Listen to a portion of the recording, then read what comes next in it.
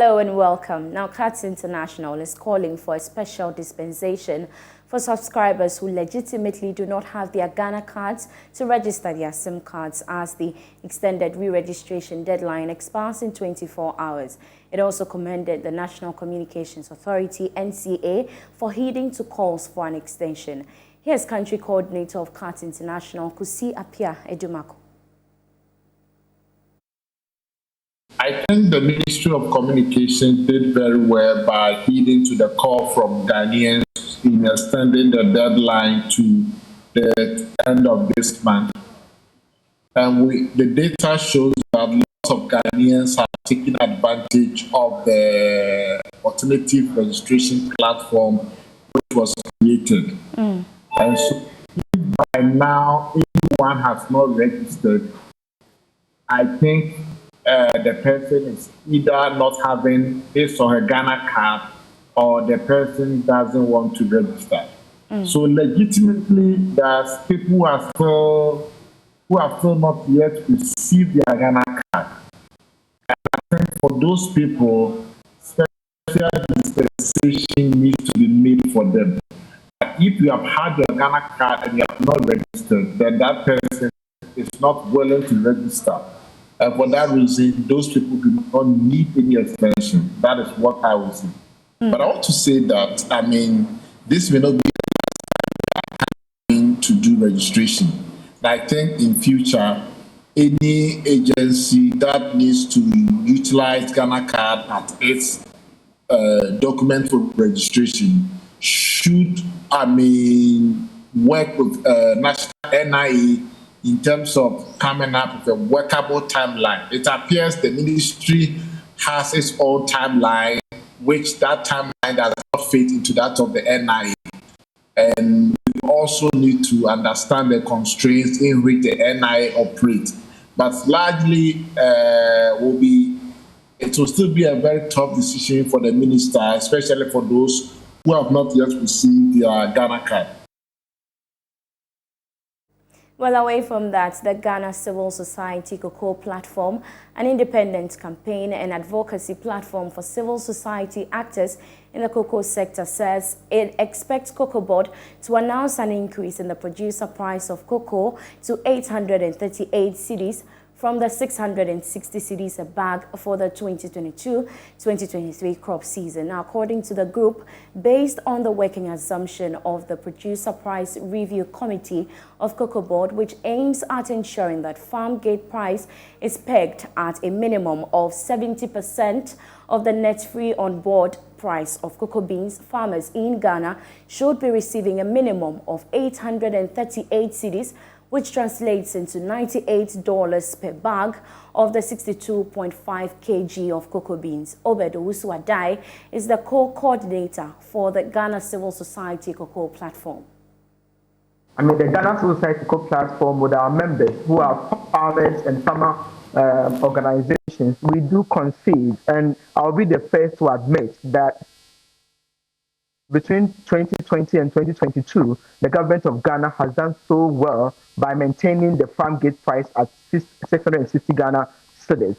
Yes, we also understand that Cocoa Board, through various programs, have been supporting farmers with a lot of subsidized fertilizer, spraying of cocoa farms, hand pollination, and all the programs that Cocoa Board is doing. We do concede, and we applaud Cocoa Board for all those efforts.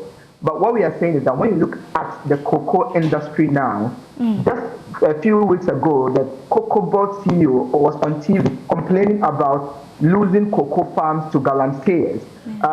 There have also been instances in the western region where cocoa farms are being lost to rubber production. There is a reason for this, and the reason is that cocoa farmers are not satisfied and they are not happy being cocoa farmers anymore. And the reason is that the cocoa price is dropping on the international market. Yes, let me say this and let me put this on record. We are not blaming Cocoa Board in any way for the drop in cocoa pricing. I think the chocolate industry globally needs to do more to support cocoa farmers. But be as it may, the situation right now and dictates that the cost of labor for the ordinary cocoa farmer has gone up, the cost of inputs has gone up, and all because the cedi is not doing too well with this international currency. And so based on that and that alone, we think farmers need to be protected against inflation and against the exchange rate. And on that basis, Cocoa Board and the PPRC, the Producer Price Regulatory Committee, those that set the price, needs to take into consideration the plight of cocoa farmers. The truth is that currently cocoa farmers are not even making, they are not making the cost of producing one bag of cocoa is far more than how much Cocoa Board is paying them for. And when I say Cocoa Board, maybe I need to be forgiven, but not Cocoa Board per se, but the cocoa industry. When you take a bar of chocolates, which we all enjoy, the percentage that goes to the farmer is just about 6%. Majority of them go to the chocolate and the retailers out there. And right now, as I speak to you, I'm in Brussels now, and we are in conversation with the EU and discussing some of these issues. The truth is that the cocoa farmer needs to be protected, and the only way to protect the cocoa farmer is to increase the farm gate price to a level that will guarantee that he or she can provide a living income for their family.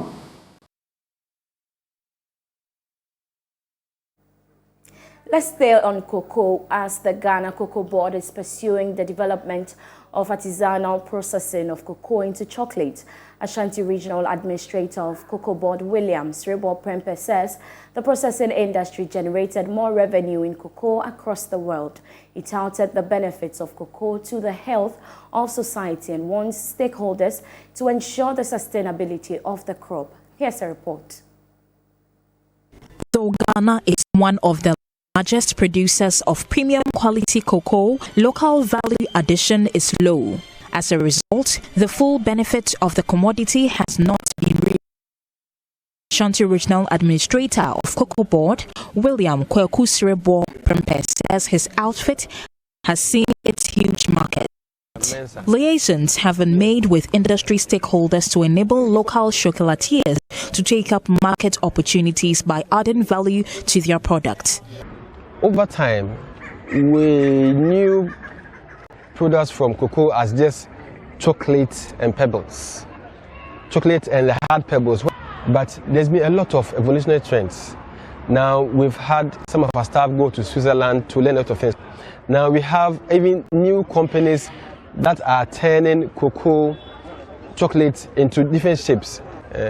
So we want to appeal to all kinds of clients so that it will go beyond just chocolate bar and pebbles. At the end of the day, we want to catch the market so that our hope is that in the future we might not have to depend so much on the outside market, where the consumption will be in Ghana, right from cradle to the time we die. Mr. Srebo Prempe was speaking at a health walk to mark the Cocoa Day celebration of the Ghana Cocoa Board. This forms part of Cocoa Board's 75-year anniversary celebrations under the theme Cocoa Board at 75, Sustaining Our Environment, Wealth and Health. The cocoa sector remains promising following the strategic programs introduced to increase productivity, enhance the welfare and living standards of cocoa farmers, and support the growth of domestic cocoa processing and value addition. But the Ghana Cocoa Board has expressed worry about the diversion of fertilizer meant for cocoa farmers for other purposes, an act that hurts the government's effort to make the commodity available to farmers. If we, the natives of Ghana, do not become watchdogs for Ghana, a lot of cocoa, or whether cocoa beans or fertilizer, will go out. So if we find some people are a bit suspicious, we can just, upon a tip off, when you alert us, we also collaborate with the main security agencies, then we have them arrested. Until we Ghanaians alert the security, this thing might be going for a very long time. This year's Cocoa Day celebration will be climaxed at the Grand Derba at Suhum in the eastern region. Yeah, this is a prelude to the main thing, which starts from 28 September at Suhum. This September to 1st October, that's when we're doing the main 70th anniversary at Suhum. Yes, and there's health talks, there's cooking competition. On 1st October, the president himself will be there. So this is a prelude to the main program. Mona Lisa Frimpong reporting. The Open Forum on Agricultural Biotechnology to mark the second edition of the OFAB Day celebration honored Africans who have contributed to the accelerated development of biotechnology on the continent. According to Director of Product Development and Commercialization at the African Agricultural Technology Foundation, Dr. Emmanuel Okogbemi, the cross-section of actors were celebrated for their role in contributing to the prosperity of farming in Africa. He further outlined some strategies his outfit will be using going forward. Forum on Agricultural Biotechnology, OFAB, now operating in 10 African countries, convenes stakeholders contributing to the biotechnology space to share knowledge and experiences in creating awareness on agricultural biotechnology in the achievement of the African Union's Agenda 2063, the Malabo Declaration, and the African Continental Free Trade Agreement. Here is Director of Product Development and Commercialization at African Agricultural Technology Foundation outlining how they intend to achieve these in the coming years. We are trying to ensure that the products we give to them as biotechnology products are strengthened further. We will be engaging with the government more because we're trying to strengthen the value chains. Of course, the parliamentarians, or what you call Congress in some countries, or our assemblies in other countries, we need them to back our efforts with the appropriate laws, and that will strengthen and create good policies that will drive better enabling environment for the private sector to remain engaged in agriculture. Project Manager for OFAB, Dr. Vitumbiko Chinoko, explains the rationale behind the OFAB Day celebration. Every OFAB Day we set a theme, we set an issue that we want to celebrate on. Last year we were celebrating journalists. This year we looked across the section of science and we were able to pick champions from all the 10 countries. And I must say that we've seen OFAB chapter nominating their own champions. These are the individuals that have done a lot in agriculture biotechnology, and we've celebrated them, and we hope that they're going back with a lot of enthusiasm to do more in the area of agriculture biotechnology. But more importantly, we continue to engage policymakers to invest more in the area of agriculture biotechnology. At this year's event, plant biotechnologist Dr. Marianne Quinn was acknowledged for her strides in promoting biotechnology. I'm really excited. I'm really happy about this award. When I started, there was nobody else doing tissue culture, which is an aspect of biotechnology in my University of Ghana, Legon. So people asked me why I would want to do that. But I had read about it and I knew the prospects it had for agriculture and food productivity, sustainability, and utilization. So I was bent on doing that science of tissue culture and other aspects related to biotechnology. September 28th is marked as World Open Forum on Agricultural Biotechnology Day to celebrate the achievements in biotechnology.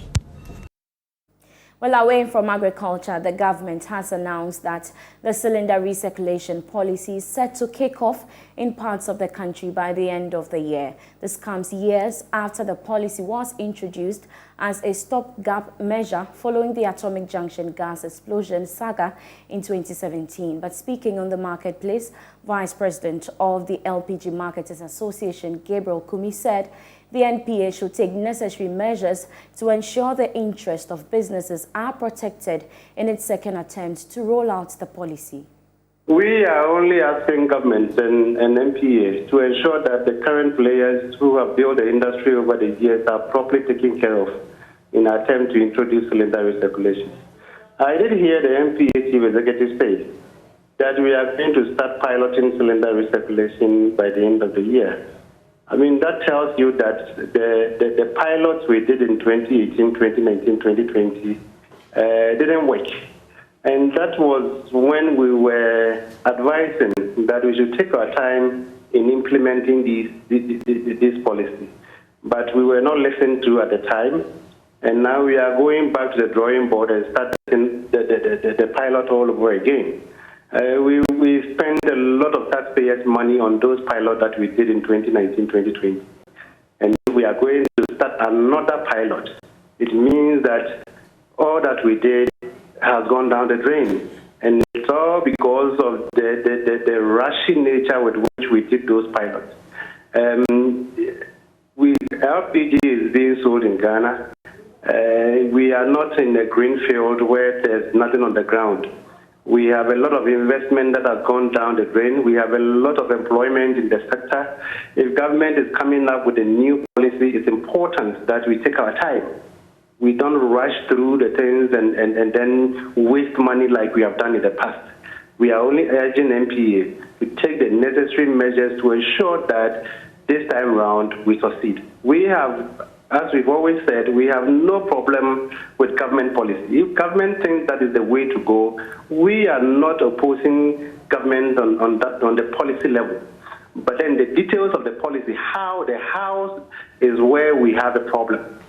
So, but we are very hopeful that Mustafa Hamid and his team will take the necessary, will use what has happened in the past as a guide to ensure that we don't rush through this program and do it in such a way that we are not going to waste the taxpayers' money on these things. Let's go to the Ashanti region, where all is set for the Kumasi edition of the Love FM Habitat Fair starting tomorrow till Sunday. Now, organizers and exhibitors are upbeat about the opportunity to offer patrons quality and discounted products and services. Emmanuel Bright-Kweku joins us live from the Kumasi City Mall, where the fair will be held on preparation so far. Hello, Emmanuel. Thank you so much for your time. What's currently happening at the Kumasi City Mall ahead of the fair?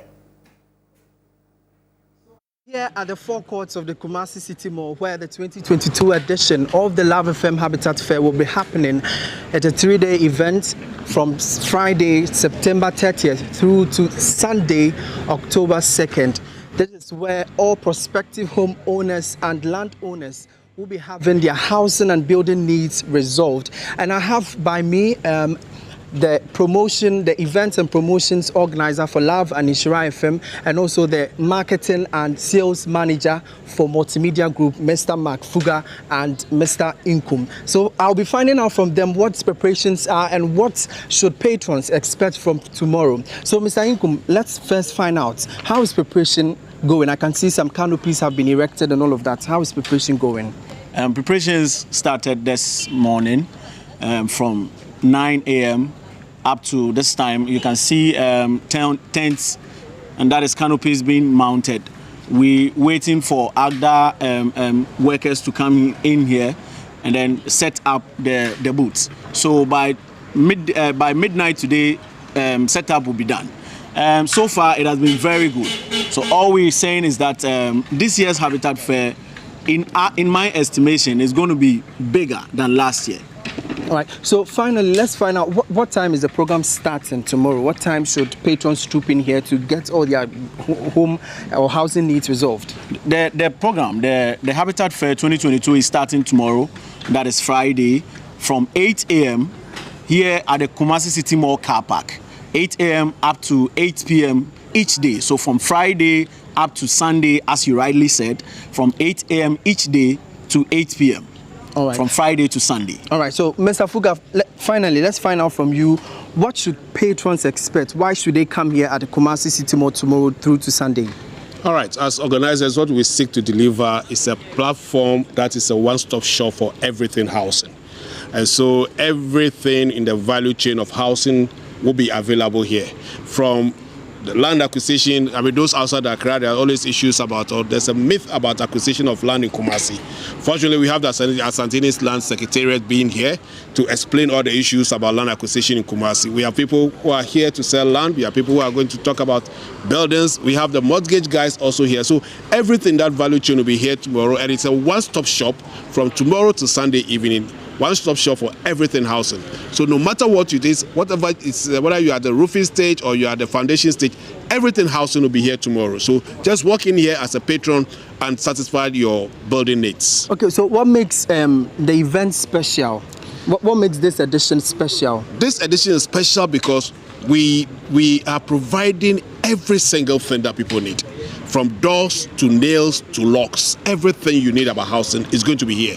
Last year, we provided variety, but this year we have virtually every single item in that value chain represented here at this year's Habitat Fair. So aside from the lands and mostly people are concerned about lands and all of that, aside from the lands, what else should patrons expect? The good thing is that we have an assurance from our exhibitors that they are going to sell lower than the market prices. And so if you are in the process of acquiring land or building or acquiring mortgage, whatever you're going to get as far as housing is concerned, just walk here. We can assure you that our exhibitors have assured us, have given us that guarantee that they are going to sell at prices that are lower than the market price. So you can get prices here that you don't get anywhere else. Right. So that was Mr. Fuga explaining to us what prospective homeowners should expect. And then finally, we want to find out from Eric. You are in Kumasi. You know what's been happening here. What should patrons expect? Okay, this year, as I started saying, it is a bit special as compared to what we did last year, like Mark said. We are assembling a lot more exhibitors than we did last year. So there's one exhibitor that says that if you have a plot of land, you just come. They will build for you. If it is a 2-bedroom, 3-bedroom, 5-bedroom house that you want, they will provide you with everything that you want. So this year has been quite exciting, more than last year in my estimation. And I'm entreating all patrons to troop in here at the Kumasi City Mall car park, and you get everything housing, everything home accessory. You'll get it here tomorrow. All right. So as you rightly heard from them, all roads lead to the Kumasi City Mall here in Kumasi. Patrons should expect that all their housing needs will be resolved from Friday, that is tomorrow, the 30th of September, through to the 2nd of October on Sunday. From here at the Kumasi City Mall, my name is Emmanuel Bright-Kweku. Thank you so much, Emmanuel Bright-Kweku, coming to us live from the Kumasi City Mall, where the 2022 Habitat Fair will be happening from Friday through to Sunday. So if you live in and around Kumasi, you might want to make your way to the Kumasi City Mall for the 2022 Love FM Habitat Fair. And that's how we end Prime Business here on the Joy News channel. For more business news, do log on to myjoyonline.com/business. I leave you with news making headlines on the international front. My name is Beverly Broohm.